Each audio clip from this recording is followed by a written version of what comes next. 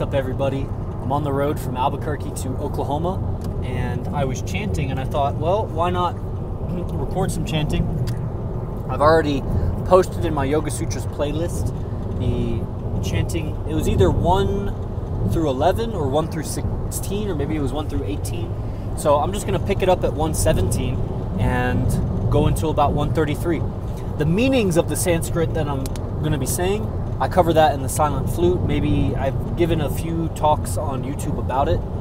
And essentially what these sutras that I'm talking about are, it identifies samadhi, sampragnata samadhi, and asampragnata samadhi, which is complete higher knowledge and beyond complete higher knowledge, when you transcend that. And it gives specific steps. These sutras are kind of aphorisms, so they're not grammatically correct sentences. They're kind of like poetic, and it builds from the single principle of what is yoga, what is the mind, and then what I'm going to be chanting will be basically picking it up from what are the distractions to a still mind, what are the obstacles to yoga, and how do you overcome that. And so the key words that I want you to listen to, if you can, will be, I'll name two phrases that I'd like you to listen for. I chanted the first one before I practice. Yeah! Atta Yoganu Shasanam. So the key phrases that I want you to listen for, try to pick it up. Thank you, brother. Is Ekatattva. Ekatattva. See if you can listen for when I say Ekatattva. And the second thing I want you to listen for is Chitta Prasad. Prasad is to anoint something, and Chitta is the mind. So it's about anointing your own thoughts. And Ekatattva is single, Eka is one, and Tattva is like a principle or truth. So single truth and blessed or anointed mind. So I have my headphones in, so it limits the rumbling of driving. Later I'll watch this video, maybe it's good quality, maybe not. Maybe I'll re-record it. And obviously there's vibration, so... Oh no, very bad connection. Before I even got to chanting, it cuts me off. So I might just end this video now. I don't want to keep going if it's fragmented. But I'm going to chant anyway, so I'll just go ahead and continue chanting. Maybe reception improves or not. I'm in northeast New Mexico. So as soon as I finish the final chant, I'll end it if YouTube hasn't already ended it. And I can always go back and re-record it. So without further ado, you're good. Okay, cool. It says very bad connection, so we'll see where it goes.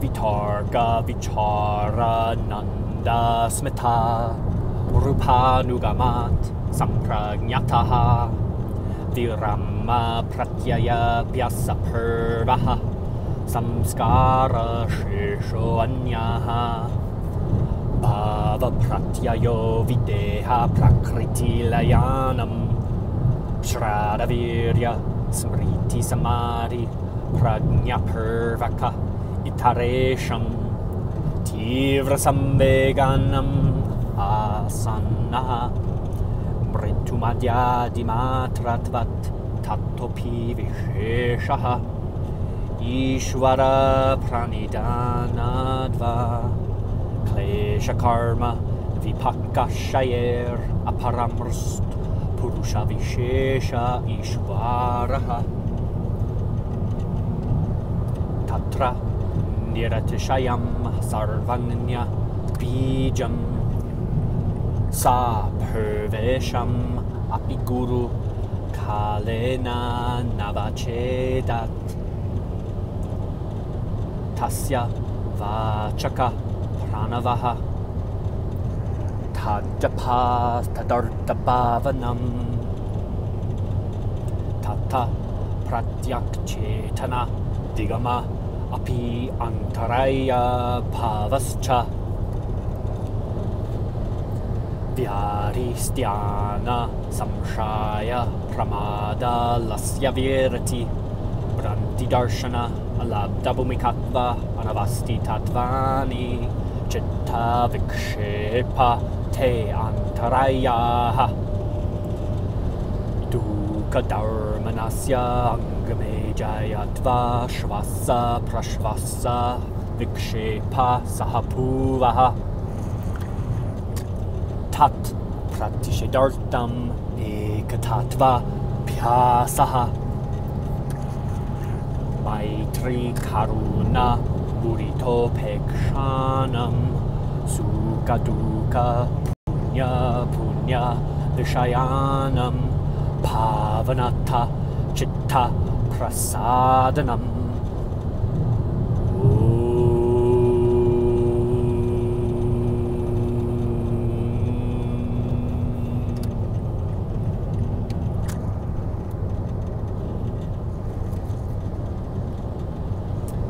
I almost want to say something. I said I was going to end at Chitta Prasadanam, but now I want to say something. Yes, I am chanting with my belly. So, if let's see, when did oh, it was in a workshop. One of these days in the silent flute, I will cover trancing. One translation of the word samadhi is trance. It's a sense of timelessness. That's what a trance is you lose track of time. That's why you know you're entranced when you're watching the Super Bowl, you're driving, or you're enjoying the presence of someone you're attracted to. You're in a trance. You're losing perspective of time. You can induce this state through certain kinds of visualizations. A very easy one is just pretend there's a lens in front of your field of vision, like a windshield almost. That's not enough in itself, but that will trigger something. So, yes, I'm chanting from the belly, but I'll tell you something more. I'm chanting from my prana. And I'm not the best chanter. Come on now. I've been chanting for like 6 months, 12 months. But I have a lot of experience with trancing and talking with people that aren't here. So what I did is, right before I started, is I tranced myself. I just counted backwards. I saw my lens, and I tapped into that. They have these experiments where they'll put on brain sensors to people that are very experienced in meditation, and they can instantaneously change from, I forget the waves, alpha, gamma, beta, whatever. They can change the frequency of their brain. That's what it feels like. You change your state. It's like the gratitude practice that you have, Angie, where you say gratitude, things you're grateful for over and over and over, and you keep thinking of new things, and eventually you feel an inner shift. That's kind of what the feeling of a trance is. You just feel an inner shift. So I go into the trance, and then I called Patanjali, and I asked Patanjali to come to me, because the Yoga Sutras are written not by Patanjali, by his students.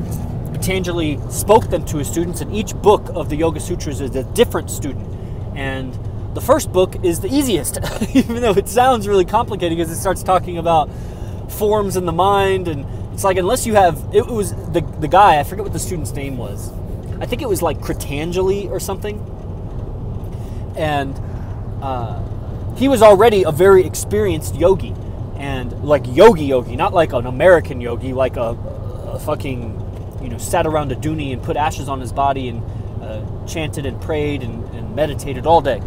And then he found Patanjali and was like, please teach me. So the first book is very hard and fast, tangible guidelines to how the mind works. And so yeah, I put myself in a trance. I called him Patanjali. I felt him in my gut. That's how you know that you're connecting with the spirit, is you feel.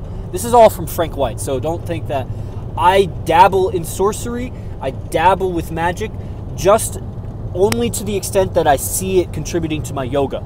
And if you want deeper knowledge of the esoteric, the occult, magic, and sorcery, then Frank White is your guy. His YouTube channel is Grail of the Serpent. And me, I only talk to yogi teachers and yoga deities, and that's not true. I do talk to a couple of people that Frank has put me in touch with. So, yeah, that's the thing. Yes, I felt your chanting in my belly. Cool. Wow. That's because you're my girlfriend, probably. If somebody else commented it, you felt it in your belly, then maybe I would think it's some other reason. So, this is really interesting that I have this good a reception in the middle of nowhere. I wish I could just show you what I'm looking at, because you can basically see for about 10 or 20 miles. It's flat, scrub prairie, so it's very dry, grassy, and a lot of bushes, but no trees. So at some point, I might, when I'm in West Texas in the Texas Panhandle, I did this once before, where I screamed. I did it on a Facebook Live because there's no echo. It's a really trippy experience because we're so used to wherever we are, there's something that your sound is bouncing off of. If it's another car, some trees, buildings, even mountains, or just the slope of the landscape will echo your voice back. In West Texas, that's not the case. It's cotton fields and it's flat for as far as you can see, and well, the Panhandle of Texas. West Texas gets kind of mountainy, so the Panhandle is kind of between New Mexico and Oklahoma. And so I'll probably record something there. I yelled at the top of my lungs, and it's so trippy because it's like purgatory. You like, there's no feedback of your voice. It's like, where am I? So, yeah, are there any other questions or anything on chanting? Definitely check out the Silent Flute. It's a Peace podcast is changing, so it's on Thursdays now at 4:30 p.m. California time. That's free. You just call into that. And the Sacred SOAS product comes out on November 15th. That's going to be super powerful. I just had some incredible feedback from people in Albuquerque. Nerve relief,